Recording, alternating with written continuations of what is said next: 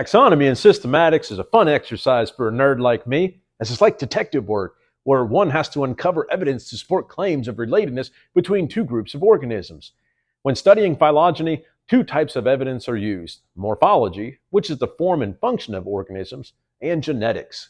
For the most part, two organisms that share similar morphological features and DNA tend to be more closely related to each other.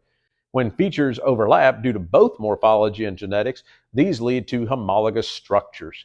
Homologous structures are similarities between species that root from common ancestry. So if you look at most tetrapods, or four-legged vertebrates, they have similar forearm bones, but they are modified slightly due to their lifestyles. Like I said in a previous video, the bones seem to follow a pattern of one bone, two bones, a bunch of bones, and then 5 sets of bones. Take a look at all of these examples. They all, for the most part, follow this pattern, with some modifications along the way. Whales have stunted humerus, radius, ulnus, but longer phalanges to help maintain its balance in the water. Humans have a long humerus, radius, and ulnus, but shorter phalanges for grabbing objects.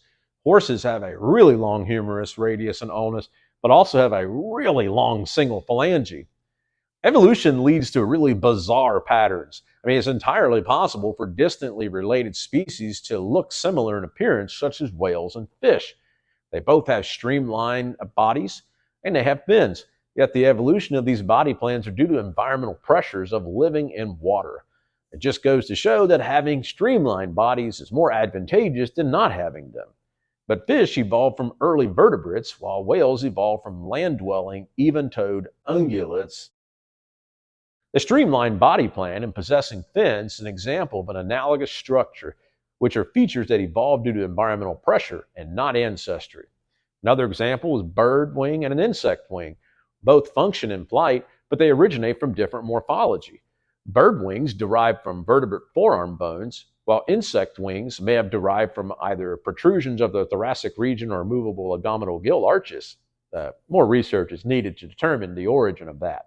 But the point is, the embryonic and morphological origins of both wings in both groups are due to environmental pressure and not due to common ancestry. Now, one really interesting example of both homologous and analogous structures is bird, bat, and pterodactyl flight. They all share the same forearm bones that are modified for flight, which suggests homologous structures, but the flight patterns itself is due to analogous structures because the origins differ.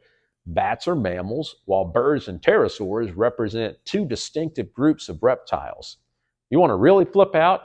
Here is a West Indian manatee, an Asian elephant, and a hyrax.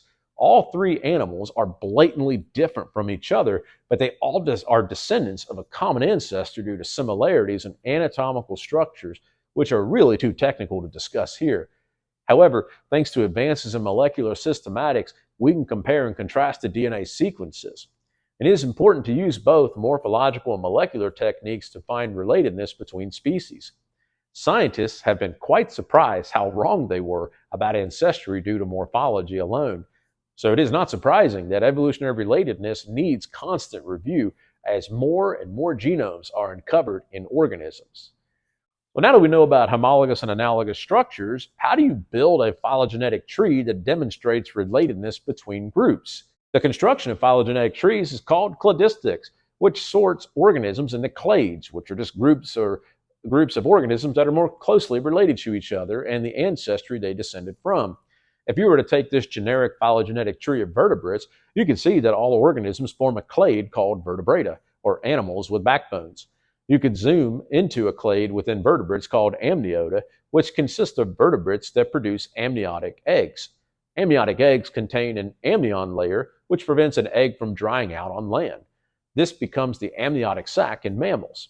The point is, every clade consists of all members that descend from a common ancestor. If we go back to the elephants, manatees, and hyraxes, they all form a clade called Pinungulata. Can't pronounce that. Notice that they all share a common ancestor. You want to know the answer to which came first, the chicken or the egg? Cladistics can answer that. You see, the chicken egg is an amniotic egg, which first derived from reptiles. So that has actually been around a lot longer than a chicken, which is one of thousands of species of birds. There are 3 assumptions of cladistics. First, is that organisms are related by descent from a common ancestor. Second is that speciation occurs by splits of one species into only two species at a single point in time. Last, cladistics assumes that the traits change enough over time to be considered to be in a different state.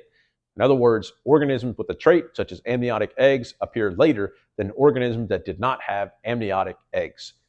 Oftentimes, phylogenetic trees are arranged by comparing the shared ancestral characters and shared derived characters between members of groups being analyzed. Shared ancestral characters are genetic features that all members of a clade possess that has remained unchanged. In the case of vertebrates, the vertebrae is a shared ancestral character because all vertebrates possess vertebrae. Shared derived characters are genetic features that are found in descendants but not ancestral members of a clade. If you look at vertebrates, amniotic eggs are seen in reptiles, birds, and mammals, but are not found in fish and amphibian groups. This indicates that amniotic eggs evolved later in the vertebrate clade. This also shows us that birds, reptiles, and mammals are more closely related to each other than fish and amphibians are to them. In fact, the more derived characters that are shared between two groups, the more closely related they are to each other. Ancestral and derived characters are relative terms depending on which clade you are talking about. For example, feathers are a derived character when looking at vertebrates, because only birds have them. But if you only look at the clade of bird groups, feathers are considered ancestral, since all birds have feathers. Developing a phylogenetic tree is mostly done by a computer today because it is a time-consuming and tedious process to do so by hand.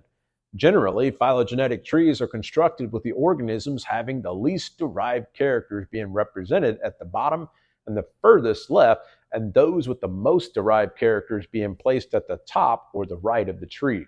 However, it isn't always that simple. Sometimes a derived group loses a character seen in other members of a clade. Also, it appears as if a given trait evolves more than once. In cladistics, the rule of parsimony is used. And this rule states that the scientific explanation that has the fewest assumptions is likely the most correct. It's basically a type of Occam's razor. In other words, the best hypothesis is the one that requires the fewest evolutionary changes because in the grand scheme of things, evolutionary changes are both time and energy consuming processes for living things. While all vertebrates have vertebrae, not all vertebrates have bony skeletons. Based on this cladogram, ray-finned fish, amphibians, reptiles, birds, and mammals all have bony skeletons. Did the bony skeleton evolve more than once, or was there a common ancestor with a bony skeleton, and all these aforementioned groups descended from it?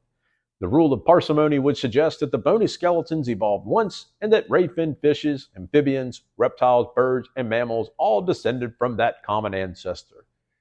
Cladistics is an important tool for mapping out the evolutionary history and relatedness amongst groups of species.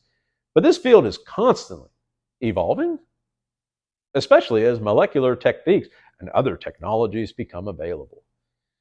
These next sets of videos will show you the amazing diversity of life on our planet.